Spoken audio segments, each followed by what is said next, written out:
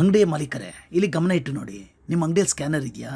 ಹೀಗಾದರೆ ನೀವು ಗಮನ ಇಟ್ಟು ನೋಡಲೇಬೇಕು. ಯಾಕೆಂತೀರಾ, ಇಲ್ಲಿ ಇಬ್ಬರು ಖತರ್ನಾಕ್ ಕಿಲಾಡಿಗಳು ನೋಡಿ. ಒಬ್ಬ ಗಾಡಿ ಶುರು ಮಾಡೋ ಥರ ಆ್ಯಕ್ಟಿಂಗ್ ಮಾಡ್ತಾ ಇರ್ತಾನೆ, ಇನ್ನೊಬ್ಬ ಏನೇನು ಐಟಮ್ ಇದೆ ಅಂಗಡಿಯವ್ರ ಹತ್ರ ಕೇಳಿ ತರಿಸ್ಕೊತಾ ಇರ್ತಾನೆ.